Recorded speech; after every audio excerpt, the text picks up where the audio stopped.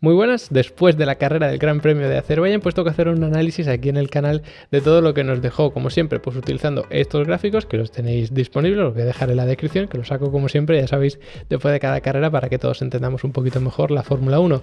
Así que bueno, vamos a ver los 4 temas yo creo que principales o más importantes a destacar de la carrera, y el primero de ellos un repaso general a lo que fue, tema estratégico, de cambio de posición, de neumáticos y todo eso.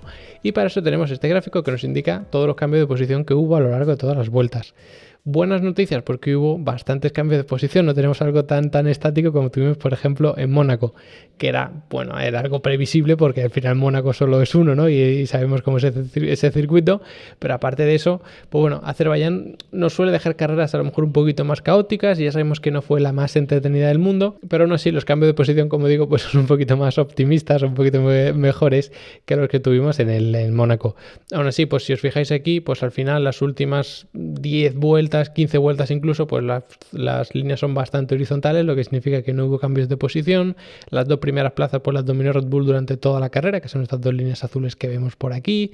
Entonces, bueno, también vemos que aquí, por ejemplo, hay varios cambios de línea que van todos hacia arriba, pero es porque en este caso fue un Nodal que entró a parar, a cambiar neumáticos, puso un neumático blando hasta el final. Entonces, bueno, sí que puede haber aquí algún lío, pero realmente solo fue adelantamiento aquí de Hamilton y esta parada de Tsunoda. El resto, todo bastante estático, ya no solo en estas últimas 10 vueltas, que sería a partir de aquí, sino en torno a las últimas 20 más o menos, que es en torno a esta vuelta. Aquí tenemos un poco el lío por las primeras paradas, aquí tenemos también lío porque fue cuando la mayoría decidieron entrar, y en cuanto a paradas, estrategias y todo eso, pues tenemos aquí el gráfico que nos lo resume.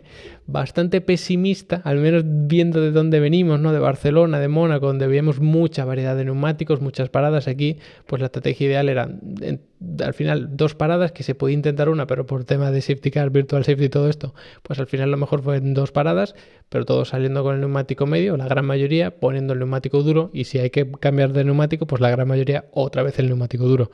Por eso las vueltas totales, pues la enorme mayoría, más de 600 vueltas, si sumamos todas las vueltas de todos los pilotos, se dieron con el neumático duro por tan solo 250 apenas del neumático medio. El blando, pues 13 vueltas, que las dio Tsunoda en ese último stint, pero bueno, muy poco protagonista el neumático blando, prácticamente como si no se hubiese puesto, y el resto pues dominado como siempre por el neumático duro, excepto las primeras vueltas que se dieron con el neumático medio. Así que quizá podíamos esperar un poquito más de emoción en este Gran Premio de Azerbaiyán, pero ni en los cambios de posiciones en la última mitad de la carrera, ni en tema estratégico, pues la verdad nos dejó una buena sensación. Siguiente tema interesante, yo creo que principal: el cambio de posición que hubo entre Verstappen y Checo Pérez, porque Verstappen era más rápido que Checo Pérez, le dijeron a Checo que no pelease contra Verstappen y hubo ese cambio de posición, pues bueno, sin conflicto ninguno. ¿Mereció realmente Pérez esa primera posición o que le dejase luchar por esa primera posición? ¿Hubo un cambio por estrategia de decir vamos a cambiar posiciones para favorecer a Verstappen? Hombre, pues si nos fijamos aquí, que es la distancia del primero en segundo, pues evidentemente al principio estaba Checo Pérez en esa primera posición, y si os fijáis, Verstappen estaba a 2 segundos. En la siguiente vuelta 1,7, en la siguiente 1,6, bueno, es 1,594. En la siguiente 1,2. Y en la siguiente se pegó muchísimo, se puso a a menos de 3 décimas, porque fue cuando efectivamente pues se efectuó el adelantamiento, y luego la siguiente ya vemos como Pérez se puso a más de 2 segundos de Verstappen, o sea que realmente el ritmo de Pérez era bastante más malo. Que podéis pensar, bueno, pero van recortando así disimuladamente medio segundo, 1 segundo en cuanto a distancia, para hacer que el cambio de posición pues no sea tan evidente, hacerlo un poquito más, digamos que más naturalizado, ¿no? Pero si nos fijamos en los tiempos de los Red Bull, pues si os fijáis en la línea roja, que es la de Checo Pérez, en estas vueltas, pues efectivamente Verstappen era bastante más rápido, vemos que en torno a 3 décimas, aquí también en torno a aquí 1 décima y pico, pero a partir de esta vuelta, en torno a la vuelta 13, los tiempos de Pérez se disparan de una forma tremenda. Aquí evidentemente tenemos unos tiempos muy malos porque fue el Virtual Safety Car, entonces todo va muy lento, pero a partir de ahí, si os fijáis, Pérez hace 1,48,8, luego 1,49 casi 7, luego 1,51,7, en fin, los tiempos iban, fijaos en la degradación brutal. Digamos que esta tendencia de los tiempos a subir de una forma tan exagerada viene sobre todo por la degradación en el tren trasero, porque es el tren motriz el que empuja el coche, entonces el coche de Pérez era bastante más lento y se ve aquí. Evidentemente, si tienes un piloto que, fijaos en esta vuelta, por ejemplo, es 2 segundos más lento que otro, tú a nivel de equipo no dejas que peleen, que era incluso casi 3 segundos más lento. Tú lo que haces es ordenar un cambio de posición cuando el de detrás se acerca. Otra historia hubiese sido si dejas pelear a Pérez, porque ya sabemos la habilidad de Pérez tanto para atacar como para defenderse en pista, pero sabiendo que el otro piloto es tu compañero de equipo, además es el que va primero en el Mundial, es tu piloto número 1 realmente para la escudería, pues es entendible, es normal que ordenasen a Pérez que no se defendiese, pero realmente sí que fue bastante más rápido en estas vueltas en las que se acercó tanto Verstappen que Pérez, porque si no, cuando hubiesen cambiado de posición, si hubiesen dicho a Pérez, ve un segundito más lento en cada vuelta, luego cuando cuando deja adelantar a Verstappen, mejor dicho, él hubiese podido seguir tirando, pero sus tiempos fueron hacia arriba y ya tuvo que poner el neumático duro, porque es que la degradación era brutal. Luego con el neumático duro, pues bueno, en las primeras vueltas sí que es bastante más rápido que Verstappen, excepto cuando entra Verstappen, que ya tiene su neumático fresco, un par de vueltas más fresco, pero a partir de ahí no son tan dispares los tiempos, al menos en estas vueltas. Luego ya sí, fijaos en esto más o menos, que Verstappen está haciendo 1.47.7, mientras que Pérez 1.48.1. Es verdad que siempre decimos que bueno, que cuando tienes aire limpio por delante, pues siempre vas a ganar, depende mucho del circuito, de las condiciones y todo, pero siempre hemos visto que suele estar en torno a 2-3 décimas, y es un poco lo que se cumple aquí, quizá un poquito más. Por lo tanto, podríamos decir que el ritmo de Verstappen sí que era un poco mejor, sobre todo con este neumático medio, pero no una cosa exagerada, no era como en años anteriores que vimos que Verstappen era pues en torno a 8 décimas, un segundo en algunas carreras por vuelta más rápido, teniendo en cuenta el tipo de circuito que es, que las vueltas pues serán, fijaos en los tiempos, 1.48, 1.50, no es un circuito de hacer la vuelta en 1.10, ¿no? Que ahí se notaría mucho más si la diferencia fuese de un segundo. Para completarlo un poco, pues podemos ver, por supuesto, el tema del ritmo por neumático, que si os fijáis en el primer stint, el ritmo de Verstappen era 1.48.7 y el de Pérez 1.48.7 también.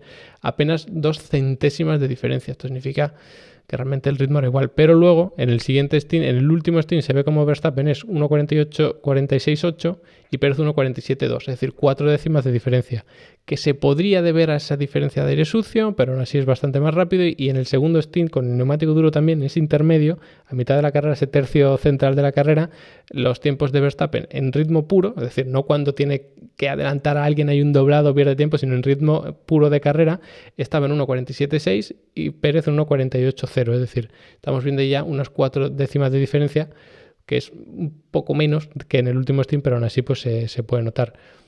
¿Podría tener aire limpio Pérez como para decir que su ritmo estaba justificado en esas 4 décimas? Pues si fijáis, realmente Pérez estaba a 7 segundos y medio, 8 segundos y cada vez iba a más. Si tú realmente estás ya 5 a 6, 7 segundos del piloto que lleva delante, ahí teóricamente sí que puedes mantener el ritmo, pero no fue el caso. Cada vez iba más lejos, más lejos, más lejos, y volvieron a cambiar los dos, volvieron a poner los dos el neumático duro y aún así volvió a agrandarse la diferencia. Por lo tanto, es verdad que si estás a esta distancia, estás ahí en torno a 5 segundos, puede que sí que te moleste mucho ese aire sucio, pero luego cuando ya estás a 7, 8, 9 segundos de diferencia, realmente el aire sucio no te molesta tanto. Así que en este Gran Premio sí que Verstappen tiene un ritmo bastante superior al de Checo Pérez, pero bueno, claro, otra historia hubiese sido si les dejan pelear, si a lo mejor se hubiese podido defender. En fin, son cosas hipotéticas que no pudimos ver. Yo os lo digo siempre, que a mí Pérez me parece, si no el mejor, de los mejores pilotos en el cuerpo a cuerpo, pero cuando la pelea es entre dos pilotos del mismo equipo, sobre todo en el caso de Red Bull, van a beneficiar sobre todo al que lleve mejor ritmo, y si es Verstappen, pues todavía más. Así que bueno, creo que aquí en este caso, y teniendo eso en cuenta, Pérez no tuvo ninguna oportunidad. Siguiente tema así más bien importante: ¿cuáles eran las posibilidades de Ferrari si no hubiesen abandonado? Porque si os fijáis aquí, la salida de Leclerc, pues partía primero y se puso rápidamente segundo porque Pérez le ganó la partida. Luego también, bueno, perdió posición por su estrategia y demás. Hubo un momento que se llegó a colocar primero y ahí fue cuando tuvo que abandonar por ese problema en la unidad de potencia. Sainz, pues también bastante flojos, salió cuarto, se mantuvo cuarto y ahí se quedó.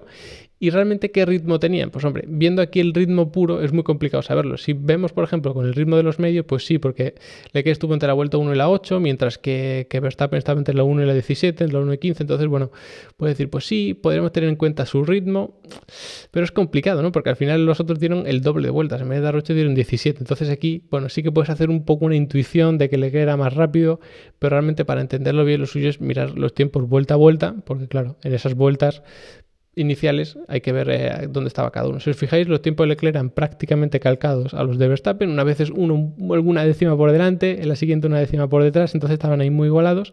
Y cuando ya cuando puso Leclerc ese neumático duro, pues evidentemente era mucho más rápido.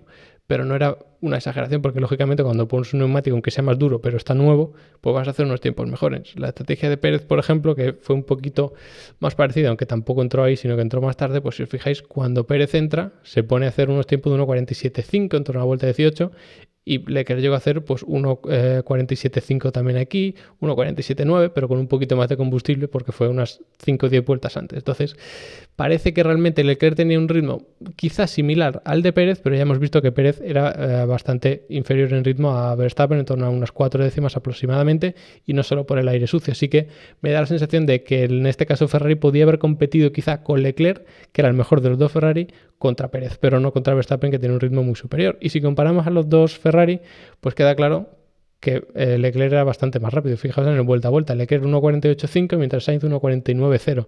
Esas 5 décimas que vimos que le sacaba Verstappen a Pérez, se las sacaba también Leclerc a Sainz, que luego ha dicho en declaración y demás que estaba guardando muchos neumáticos y todo esto, pero aún así tú no estás perdiendo tantas décimas. Quizás si intentas una estrategia una parada en vez de una 2 paradas, sí que se podría justificar, pero de todas maneras no podemos saberlo. Lo que podemos saber es que sinceramente la carrera de Sainz fue un desastre. El primer intento de clasificación en Q3 muy bien, pero el segundo muy mal, es decir, la clasificación mal realmente, porque sí que hizo su primer intento de Q3 muy bien, fue el único de los 4 de arriba que no falló y por eso se puso primero, pero luego el segundo intento, que es el que marca la diferencia, el que va a definir tu posición en parrilla al final, pues fue muy malo, cometió un error y al final salió cuarto. Por lo tanto, la clasificación mal. Luego la salida mal también, porque no pudo salir bien, parece que tiene algún problema, ya quizá no sea solo suyo, sino también del coche, del embrague o incluso de coordinación entre ambos, tanto del coche como del piloto, pero tampoco salió bien. Luego en el ritmo, pues quizá estaba conservando para hacer una estrategia, una parada en vez de 2, pero no lo podemos saber, que eso era lo único bueno que podíamos sacar. Y luego el coche también mal por ese problema de fiabilidad. Así que todo salió mal para Carlos, tanto lo que fue su culpa como lo que no fue su culpa. Y un desastre más para Ferrari, porque además en el caso de Leclerc también fue así. Solo que Leclerc sí que hizo algunas cosas bien. La salida no, desde luego, no del todo, pero la clasificación sí. Y el ritmo, pues por lo menos estaba a la altura de Checo Pérez. Podía haber competido esa segunda plaza quizá. Desastre absoluto para Ferrari y como os digo no hubiesen optado a la victoria en mi opinión. Verstappen era mucho más rápido, quizá una segunda plaza si la estrategia les hubiese salido bien respecto a Leclerc contra Pérez, pero Sainz creo que hubiese quedado relegado a esa cuarta plaza, a no ser que estratégicamente se hubiesen sacado algo de la manga, que es imposible saberlo.